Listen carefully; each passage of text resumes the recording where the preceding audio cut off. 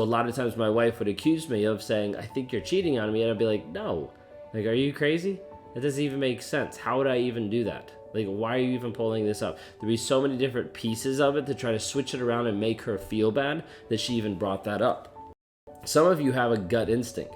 You have a feeling. You have this thought that you just can't get rid of, this nagging thought of something's wrong. But when you bring it up, it gets discounted. It gets disproved. It gets pushed away. It gets shoved to the side. Because a lot of times the narcissist is trying to avoid it at all costs. Have you ever felt like you're losing your mind in a relationship or interacting with someone else? Maybe you found yourself doubting your own reality, your own thoughts, your own feelings, your own perceptions of a certain situation. Maybe you're not sure exactly what it feels like or what it is. You just know that something is off, that something's not right. You might be dealing with something that we call gaslighting. We're going to dive in today and talk through what gaslighting is, how to be able to identify it, and then some coping mechanisms to work through it or to be able to avoid it. Now, when we talk about this aspect of gaslighting, it is a topic that narcissists often use to be able to confuse you and to be able to manipulate and to be able to control you. If you guys are new here, my name is Ben Taylor. I'm a self-aware narcissist on this channel to provide awareness, growth, healing, change, and development. I'm the founder of Raw Motivations, the creator of the NARC app, and your guide in the Escape Toxicity course, which is our 7-day challenge to healing for $7. You can get it at escapetoxicity.com. A lot of what we do here is trying to break people free of the trauma bond and the confusion, the crazy making that you feel stuck in for such a long period of time. One of these ways that a narcissist does this is through gaslighting. This is something that I use very often in my relationships, in my affairs, in different connections with other people to try to make sure that I was still in control of the conversation, that I was still in control of the other person's perception. So first off, what is gaslighting? Gaslighting is another form of emotional abuse that involves manipulating your sense of reality, making you question your own sanity. It is a very confusing aspect that leaves people distraught, not knowing what the truth actually is. I normally talk about narcissists distorting reality in 3 different ways. The first one is gaslighting. The second one is love bombing. And the third one is future faking. Doing anything and everything to be able to change the perception that you have in the moment of what's actually going on. When we talk about this, talk about manipulating your perception of reality. It oftentimes begins with these small little things, small lies, small denials of your feelings, of your emotions, and escalates to bigger and more significant efforts to control your thoughts, your feelings, and your actions. And gaslighting is going to look like lying 2.0. Think of, first off, lying, of saying, hey, no, I didn't do this. And the second thing of, no, I didn't do this, and making you question why you even brought this up. A lot of times when a person is gaslighting, they're going to make you question your sanity, your memory, your judgment, causing you to doubt yourself and rely on the abuser's validation. Now, a lot of times in relationships, I would utilize this because I didn't want to be held accountable for something. I was trying to avoid the possibility of having anything being put on me and me owning it and being responsible for the things that I've done. So a lot of times my wife would accuse me of saying, I think you're cheating on me. And I'd be like, no. Like, are you crazy? That doesn't even make sense. How would I even do that? Like, why are you even pulling this up? There'd be so many different pieces of it to try to switch it around and make her feel bad that she even brought that up. Some of you have a gut instinct. You have a feeling. You have this thought that you just can't get rid of, this nagging thought of something's wrong. But when you bring it up, it gets discounted. It gets disproved. It gets pushed away. It gets shoved to the side. Because a lot of times the narcissist is trying to avoid it at all costs, so they don't have to face the accountability or responsibility of the actions that they've done. Gaslighting is just the same thing. It's avoiding it, running away from it, and distracting you at the same time to make you feel like you are crazy. Think of it this way. Someone might tell you that you're being too sensitive, that you're overreacting when you express your feelings. This might have happened in your own relationship where you're talking to your partner and you're saying, hey, this is how I feel. And he's like, you're overreacting. You're way too sensitive. This is ridiculous. You just need to get over this. Over time, this oftentimes will escalate even more by starting to question your memory. Like, are you sure you remember that right? I don't think that's correct. Like, I think you might need to get that checked out. by questioning your memory and manipulating your reality to make you doubt your perception of events. A lot of times what we'll see is a person will go through this whole situation and then they'll look back and be like, did that really happen? I don't think that happened. That wasn't what really happened, because there's a different perception that's trying to get placed over you time and time again. I was working with a client one time and she was talking about how she was in the kitchen with her husband talking through something, and he said something really awful, really mean. And she's just like, oh, I can't believe you said that. And he was like, I didn't say that. What are you talking about? And what she did is she pulled up, they had cameras in the house, she pulled up an iPad and pressed play because it was motion activated, and they listened to the conversation that they just had where she heard the phrase. He looked at her and he was like, no, I don't know what you're talking about. That's not me. I didn't say that. Said it with such certainty, with such confidence, that it made her doubt her own reality. It made her doubt her eyes, made it doubt her ears as she actually listened to the video back. So much so that she ended up having to take the iPad to other friends and family, sit them down, have them play it, and then ask them, what did you hear? Because she was doubting her perception of reality. She was doubting what was actually true, because the narcissist was so confident that they didn't say that.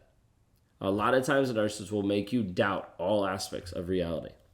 Now, gaslighting, a lot of times, some of the signs of it can be really challenging to be able to identify, to be able to see.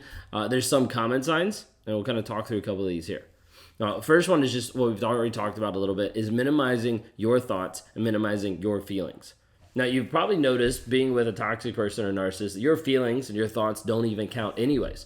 But the next step is not just ignoring them, but also minimizing them, and even going a step further into making sure they're kind of pushed down. Like belittling some of your thoughts and feelings, like making sure that you know that your thoughts and feelings are extra or overreacting, to try to make you doubt whether it's that big of a deal. You might see this even in just a small argument or a big argument where the narcissist comes back into the room and ignores that the argument even happened. You see this, and 5 seconds later they walk back in and be like, what's for supper? And you're like, why aren't they still upset? Maybe what we just did wasn't that big of a deal. Maybe the argument that we had, maybe it was me. All these things start to play through your mind over and over and over. And this is oftentimes what happens when gaslighting. Narcissists will do this a lot of times, not by minimizing, but also by denying. That did not happen. I had someone one time that was talking to me, and she came home and she found a condom in the trash can. And when she did, she went up and she talked to her husband. She was like, where did this come from? Leaving the condom in the trash can. He went downstairs, took the condom, threw it away someplace else, and then came back up and said, I don't know what you're talking about. I don't see anything in there. He made her come back downstairs and dig through the entire trash can and then have her apologize to him because she was making it up, because it actually wasn't real. When in reality, he was the one confusing, and he was the one making her feel crazy by doing what he did. A lot of times, narcissists will also gaslight you by twisting your words, by changing what you're trying to say, by blaming you for everything, by isolating you from friends and family. There's all these different pieces of it that gaslighting can be a part of it, to try to get control over you, to get control over your perception of reality. Sometimes you'll see it on the emotional side of using affection or manipulation to gain control over you. And then a lot of times we'll see it to make a person feel guilty or make a person feel shame. Of like, I can't believe you would even say that. Why would you even say I was cheating? Like, do you have that little trust on me? I've been here for you. Like, all these things will flip it around on you. Like, sometimes they'll come out right out and they'll be like, hey, your feelings are invalid, okay, or wrong. Like, putting it back on you, despite after you express them clearly. Like, no, that's not what it is. That's not true.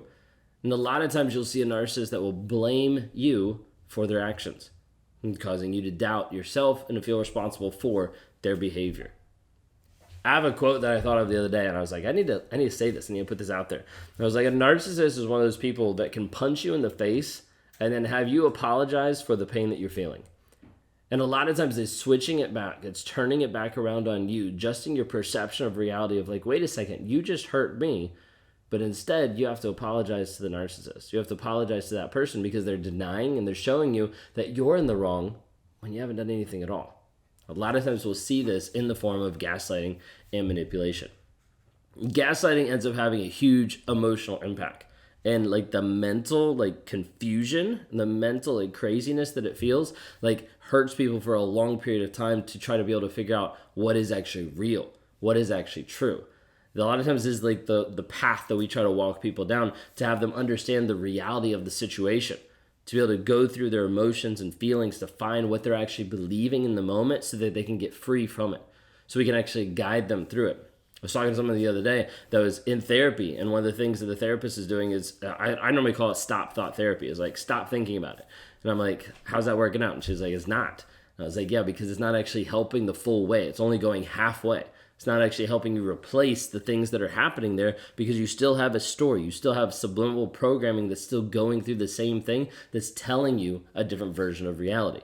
Until we change that, until we work on helping you change how you're thinking about it, you'll always go back. You'll always be stuck in the rumination until you change the thought process. With a gaslighting, we see a lot of times heightened anxiety, depression, low self-esteem, and disconnection just of reality. Sometimes you might be going through this, and one of the easiest things early on is just to start to journal. Start to write things down so that you can actually ground yourself into reality.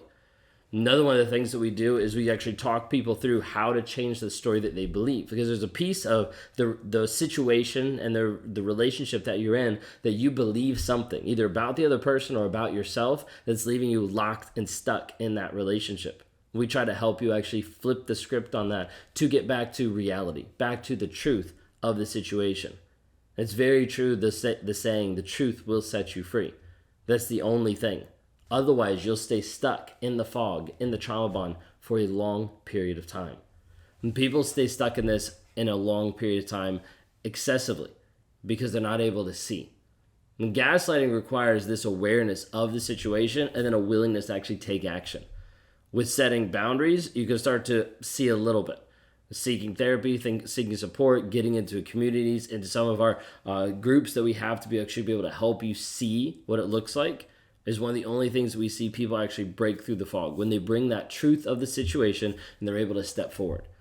Go to escapetoxicity.com today to start off on our 7-day challenge for $7 to help you understand about these concepts, to help you start to see the situation, to hear the hard truths that you need to hear so that you can start down your journey of healing, of growth, and of change.